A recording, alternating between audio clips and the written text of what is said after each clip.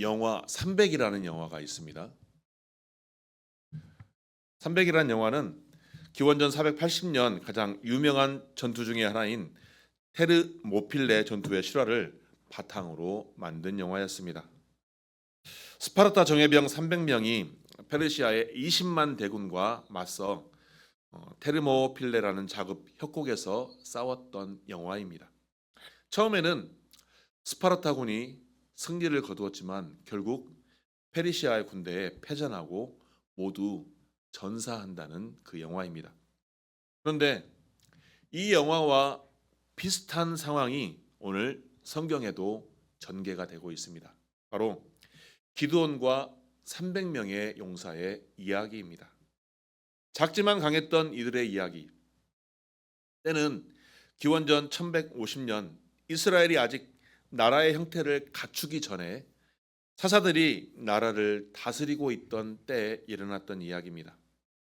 이스라엘이 미디안이라는 나라와 그 연합군이 이스라엘에게 쳐들어오기 시작했던 것입니다. 그런데 이스라엘은 아직 변변치 못한 군대로 아직 형성을 갖추지 못한 때라 이스라엘은 사사 기드온을 중심으로 뭉쳐 있었습니다.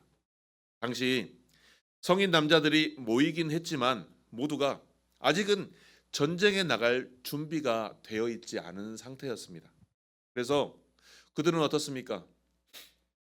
대군이 몰려 들어오니 미디안 연합군의 대군이 몰려 들어오니 모두 두려움과 근심에 쌓여서 기드온은 하나님께 기도를 하였습니다. 하나님, 적군은 13만 명이 넘는 대군이 쳐들어오는데 우리는 오합지졸인 3만 명뿐입니다. 어찌합니까? 라고 하나님께 기도하였습니다. 그런데 이 기도에 하나님께서는 의외의 말씀을 하십니다. 사실 기드온이 하나님께 기도했을 때 이러한 대답을 듣고 싶어 했을 것입니다. 기드온아, 두려워하지 말라. 내가 싸우리니 염려하지 말라. 이러한 대답을, 이러한 응답을 듣고 싶었을 것입니다. 왜냐하면 저라면, 제가 기드온이었다면 그러한 하나님의 음성을 듣고 싶었을 것입니다. 그런데 하나님의 말씀은 너희 중에 전쟁할 마음이 없는 두려움에 빠진 자들을 돌려보내라. 단호하게 말씀하십니다. 기드온은 하나님의 말씀대로 전쟁에 나가기 싫어한 두려워하는 자들을 보내기 시작했습니다. 3만 명에서 보내기 시작했더니 몇 명이 남았느냐? 2만 2천 명이 남았습니다. 그런데 또 나가기 시작했더니 1만 명이 남습니다. 그러자 이제 10배가 넘는 적군을 맞이해야 됩니다. 그런데 이 상황에서 하나님께서는 두 번째로 또 말씀을 하십니다. 물가로 데리고 와서 물을 마시게 하되 손으로 떠먹는 자와 입을 대서 먹거나 머리를 숙여서 먹는 자들을 나눠라. 기드온은 하나님께서 시키는 대로 1만 명에 되는 군사를 데리고 가서 그들에게 물을 마셔라 라고 했더니 어땠습니까? 손으로 떠서 먹는 자가 300명, 머리를 엎드려서 정신없이 먹었던 자가 9,700명이었습니다. 그래서 하나님께서는 누구만 남겨놓습니까? 손으로 떠서 물을 마셨던 300명의 군사만 남기고 다 돌려보냈습니다. 적군은 13만 5천 명입니다. 13만 5천 명 대 300명, 450명 대 1입니다. 즉 한 사람당 450명과 싸워야 하는 상황입니다. 말도 안 되는 그 형국에 도저히 이길 수 없는 그 싸움의 상황에 하나님은 그들을 데리고 큰 싸움을 시작하십니다. 어떤 이들은 그럽니다. 엎드려 물을 마시는 미개한 이들은 다 돌려보내고 손으로 떠먹는 이렇게 점잖은 사람들 그리고 지식인들만 남겨놨기 때문에 그들이 승리한 거 아니냐? 아닙니다. 만약에 엎드려 마신 자들이 300명이었고 손으로 떠마신 자가 9,700명이었으면 하나님께서는 손으로 떠마신 9,700명이 아니라 엎드려 마신 300명을 선택하셨을 것입니다. 왜겠습니까? 첫 번째로 작지만 강한 군대. 하나님께서는 작고 약한 곳에서 하나님의 능력이 더 나타나기 때문입니다. 2절에 하나님께서는 기드온에게 백성이 너무 많다. 도저히 이 말씀은 납득이 가지 않습니다. 왜? 적군은 13만 5천 명인데 하나님께서 3만 명이 되는 군사가 너무나 많다라고 말씀하고 있어요. 이게 이해가 됩니까? 3만 명도 사실은 적은데 13만 5천 명과 비교했을 때는 3만 명도 적은 군사인데 하나님께서는 너무 많다. 두려움에 떠는 군사들은 다 돌려보내라 라고 말씀하고 있습니다. 왜일까요? 하나님께서는 만약에 기드온이 이끄는 군사들이 그 3만 명의 군사들이 전쟁에 나가서 하나님께서 도와주셔서 하나님께서 역사하셔서 기드온의 군사가 승리하게 된다면 어떨까요? 우리가 해냈다.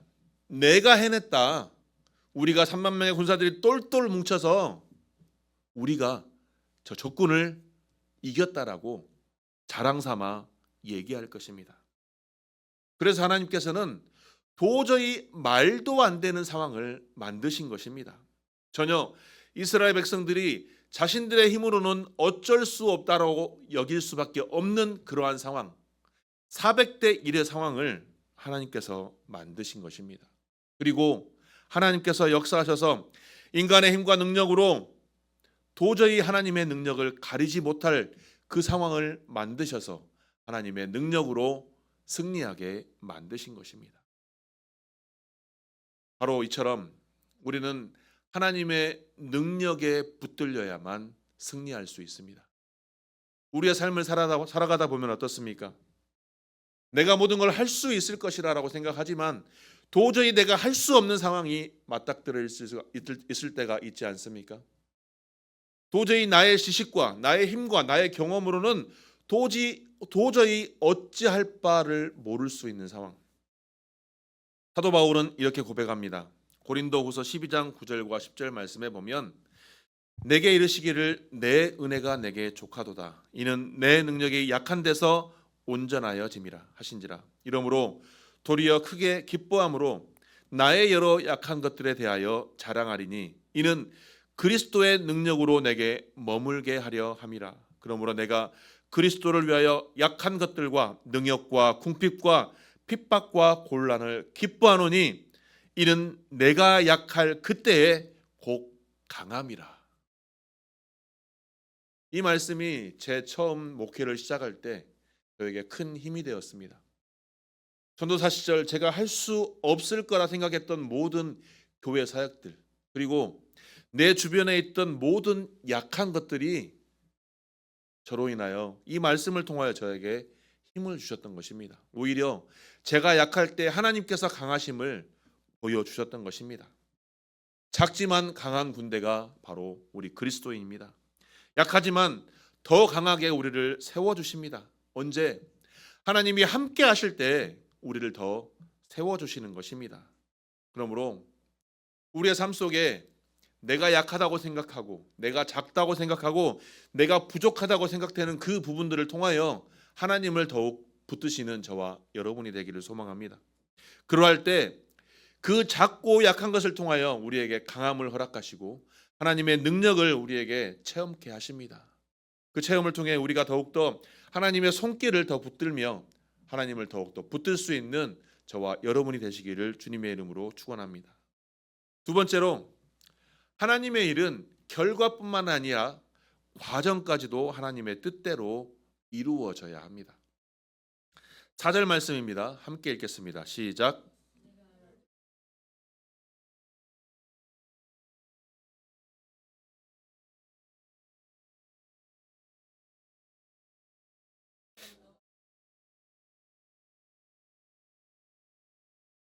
네, 아멘. 자, 이 말씀은 뭘까요? 결국 군사를 선발하는 과정까지도 하나님께서 주관하시겠다는 뜻입니다. 기도와 함께 싸울 용사들을 일일이 하나님께서 하나님의 뜻대로 선발하시겠다는 것입니다. 자, 이것은 무엇을 말할까요? 하나님께서 역사하시니 당연히 기드온의 군사가 승리할 것입니다. 그러나 하나님께서는 그 승리하는 과정까지도 하나님의 뜻대로 주관하시겠다는 것입니다. 하나님께서 친히 개입하셔서 하나님의 뜻대로 이루어 가시겠다는 뜻입니다. 즉 하나님께서 이루어가는 그 사역의 결과만큼이나 그 결과를 이루어가는 과정까지도 중요하게 생각하신다는 것입니다. 어떻습니까? 성도가 하나님의 일을 할 때 단순히 결과뿐만이 아닌 결과를 이루어가는 과정에서도 하나님의 뜻대로 행해야 된다는 것입니다. 성도가 하나님의 일을 하는 과정에 하나님께서 원치 않는 방법으로 행한다면 그 일은 아무리 결과가 좋다 한들 하나님께서 그 결과까지도 원치 않으실 수 있다는 것입니다. 그런데 우리가 어떻습니까? 우리의 생각대로, 내 뜻대로, 내 가치관대로, 세상의 가치관대로 하나님의 일을 하다 보면 항상 부딪힐 때가 많습니다. 성도들 간에 부딪힐 때가 너무나도 많습니다. 왜 그럴까요? 하나님께 묻지 않고 내 생각대로, 내 뜻대로 행했기 때문입니다. 성경에서 이를 굉장하게 뒷받침할 수 있는 예화가 있습니다. 하나님의 법궤를 다윗성으로 옮기려 했던 다윗의 그 충정은 하나님이 보시기에 기뻐할 만했습니다. 그러나 하나님께서 하나님의 뜻대로 이 법궤를 옮겨야 했지만 다윗은 어땠습니까? 다윗의 자신의 위대함을 나타내고 싶어해서 마차에 실어 옮기려 했습니다. 하지만 하나님께서 원하시는 하나님의 법궤를 옮기는 방법은 직접 사람이 손으로 옮겨야 했던 것입니다. 법궤를 옮기는 과정, 하나님께서 명하시는 방법, 레위인들이 어깨에 메어 운반하는 방법으로 법궤에 운반하지 않고 수레에 실어 운반함으로 인하여 결국 우사가 죽임을 당하는 불상사를 경험하게 됩니다. 이것은 무엇일까요? 하나님께서 원하시는 방법대로 우리가 이 땅의 삶을 살아가야 한다는 것입니다. 하나님께서는 하나님의 원하시는 결과뿐만이 아니라 하나님께서 원하시는 과정을 우리를 통해 하나님의 은혜를 또 체험케 하시는 것입니다. 결과만 중요한 것이 아니라 과정도 중요하게 여겨서 그 과정도 하나님께 영광 올리고 결과까지도 하나님께서 하십니다라고 우리의 입술을 통해서 영광 받기를 원하신다는 것입니다. 기드온의 군사 300명이 승리할 수 있었던 것은 단순히 숫자가 적어서가 아니라 하나님의 방법대로 기드온의 군사들이 순종하였기 때문입니다. 하나님께서 정하신 그 군사로, 하나님께서 결정하신 그 방법대로 순종하였기 때문에 하나님께서 승리로 이끄셨던 것입니다. 그러므로 하나님의 일을 행할 때 단순히 결과뿐만이 아닌 과정도 중요시 여기는 저와 여러분이 되기를 축복합니다. 하나님이 원하시는 방법을 그러면 어떻게 할까요? 기도해야 됩니다. 말씀을 봐야 됩니다. 하나님의 말씀이 기준되는 삶으로 살아가면서 하나님의 뜻을 알기 위해 하나님께 기도하면서 오직 하나님의 뜻을 물으며 그 마음에 순종할 수 있는 저와 여러분이 되기를 소망합니다. 때로는 하나님의 뜻이 무엇인지 정말 모를 때가 너무나도 많습니다. 아무리 기도해도 하나님의 뜻이 정말 무엇인지 알지 못할 때가 너무나도 많습니다. 그런데 가끔 경험하다 보면 그러할 때가 있지 않습니까? 너무나 기도해도 알지 못하고 하나님의 뜻을 깨닫지 못하지만 어느 순간부터 그 일이 잘 풀리기 시작합니다. 내가 원하지 않든 원하든 어떠한 길이 순탄하게 풀릴 때가 있습니다. 그것이 바로 하나님께서 나의 길을 인도하시는 것입니다. 나의 삶 속에 나의 길을 인도하시니 내가 원하지 않는 방법대로 가려고 하지 않아도 그 방향으로 걸어가게 되고 때로는 그 길 속에서 고난도 겪게 되고 좌절도 경험하지만 결국은 하나님께서 원하시는 방향대로 걸어가므로 내가 그 삶 속에서 하나님의 은혜를 경험하며 내 삶이 순탄한 방향으로 걸어가게 되는 것을 추후에 깨닫게 되는 것입니다. 그 순간에는 너무나도 힘들어서 좌절하고 시련도 경험하지만 오히려 그를 통해서 하나님께서 나를 연단하시고 내가 더욱더 하나님의 뜻대로 세워졌구나를 추후에 나중에 또한 깨닫게 되어서 다시 한번 하나님께 영광을 올려드리는 삶을 우리 믿음의 사람들은 늘 경험하며 살아가는 것입니다. 그렇기 때문에 사랑하는 성도 여러분, 과정도 무시하지 마시고 하나님의 뜻대로 행하심으로 하나님께 영광을 올려드리며 하나님께서 나를 행하신 그 섭리 가운데 늘 축복의 길을 걸어갈 수 있는 저와 여러분이 되시기를 주님의 이름으로 축원합니다. 셋째로, 하나님께서는 하나님의 일은 준비되지 않는 다수가 아니라 준비된 소수에 의해 이루어진다는 사실을 우리가 확신해야 됩니다. 7절 말씀입니다. 7절을 보면 하나님께서 물을 핥아먹는 300명만으로 미디안을 물리치고 이스라엘을 구원할 것이니 남은 백성은 각자 그 초소로 돌려보내라라고 명령하고 있습니다. 이는 무엇일까요? 하나님을 온전히 신뢰하지 않는 백성들은 두려워하고 목적의식이 불분명한 그 나머지 백성들은 하나님께서는 원치 않으신다는 것입니다. 즉 하나님을 온전히 신뢰할 수 있는 그 자들만 하나님께서 끌어가시겠다는 것입니다. 자신의 사명을 이루어갈 수 있는 300명을 통하여 하나님의 역사를 나타내시겠다고 하나님께서 말씀하고 있는 것입니다. 작지만 강한 이유가 바로 여기 있습니다. 우리는 소수입니다. 하지만 숫자가 작아서 소수가 아니라 하나님께서 사용하시니 그 소수가 가장 강한 군대가 되는 것입니다. 아무리 준비되지 않는 다수가 모여있다 할지라도 그것은 오합지졸에 불과합니다. 작지만 강한 군대는 하나님을 온전히 신뢰할 수 있는 사람, 온전히 하나님의 뜻대로 준비되어 있는 사명감이 강한 사람, 그 사람을 하나님께서는 쓰신다는 것입니다. 출애굽 사건을 보면 200만 명에 이르는 대민족 이스라엘이 고대 근동을 가장 강력하게 이끌었던 애굽 군대를 무찌릅니다. 그런데 200만 명이나 되는 그 많은 사람이 모였기 때문에 그 사람들을 애굽 군대를 물리쳤을까요? 아닙니다.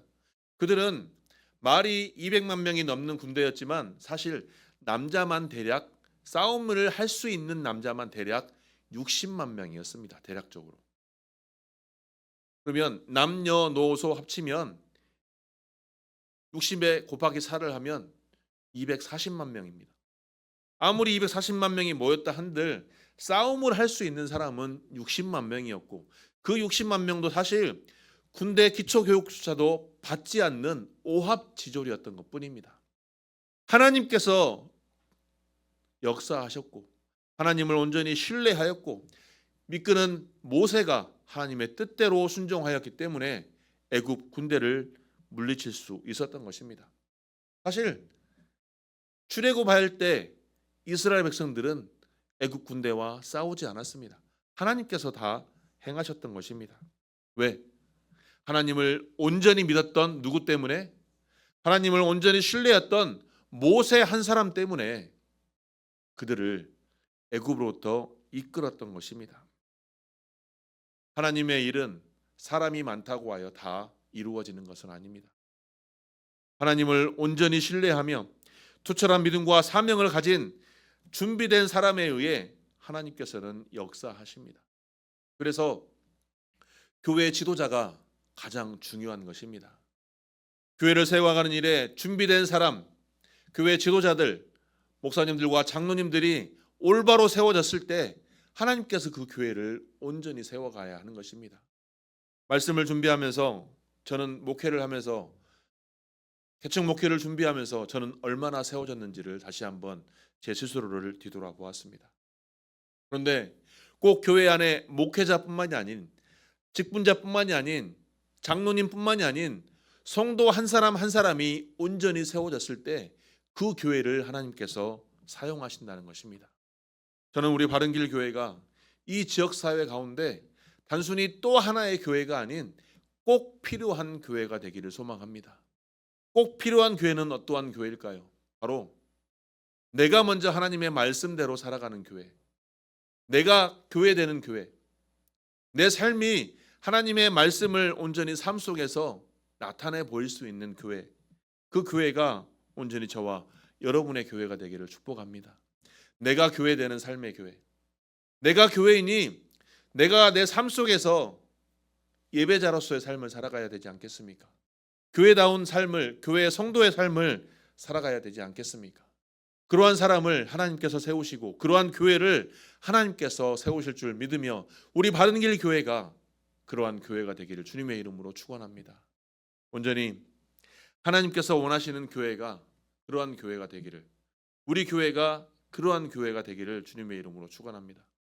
그런데 여전히 우리는 세상 속에서, 세상의 부조리 속에서 그 부조리가 교회 안에 들어와서 세상의 기준이 교회의 삶이 되었고 교회의 기준이 세상과 전혀 다를 바 없는 그러한 현실 속에서, 그렇다면 오늘 우리들의 교회의 삶이, 오늘 우리들의 삶이 어떠한 삶으로 나아가야 하겠습니까? 하나님께서 준비된, 하나님께서 원하시는 준비된 소수의 교회, 그래서 작지만 강한 교회, 그 교회가 바로 오늘 우리의 교회가 되기를 소망합니다. 하나님께서는 기드온에게 도저히 감당할 수 없는 명령을 하셨습니다. 말도 안 되는 군사로 미디안 연합군과 싸우게 하셨습니다. 하지만 기드온은 하나님의 명령에 따라 300명의 군사로 하나님께서 원하시는 방법으로 미디안 연합군과 싸워 승리하였습니다. 하나님과 함께 하였고 하나님께서 함께 하셨고 하나님의 방법으로 순종하였기 때문에 승리할 수 있었던 것입니다. 우리가 이 땅에서 승리할 수 있는 것은 나의 지략도, 나의 경험도, 나의 물질도, 나의 가치관도 아닙니다. 오직 내가 하나님과 함께 하는 것, 그리고 그 하나님의 방법대로 내가 살아가는 것, 하나님의 방법으로 순종하며 나아가는 것, 때론 그 삶이 나에게 좌절을 경험하게 하고 고난을 주고 시련을 준다 할지라도, 세상에서 나를 알아주지 않는다 할지라도 그것이 하나님의 방법이라면 내가 순종할 때 하나님께서 역사하심으로, 결과도 과정도 하나님께서 역사하심으로 승리할 줄 믿습니다. 온전히 우리가 작지만 강한 삶을 살아가기 위해 필요한 것은 온전히 하나님을 신뢰하는 것, 온전히 하나님의 말씀에 순종하는 것, 그래서 그 말씀에 순종하는 삶을 살아가는 것임을 꼭 기억하시고 그 삶 속에 하나님의 뜻을 늘 물으며 하나님께 집착하는, 세상 것에 집착하는 것이 아니라, 세상의 가치관에 집착하는 것이 아니라 하나님께 집착하고 하나님의 말씀에 집착하고 하나님의 순종하는 것에 집착할 수 있는 저와 여러분이 되시기를, 그래서 작지만 강한 하나님의 백성으로 이 땅 가운데 하나님의 뜻을 이루며 늘 승리의 삶을 살아갈 수 있는 저와 여러분이 되시길 주님의 이름으로 축원합니다.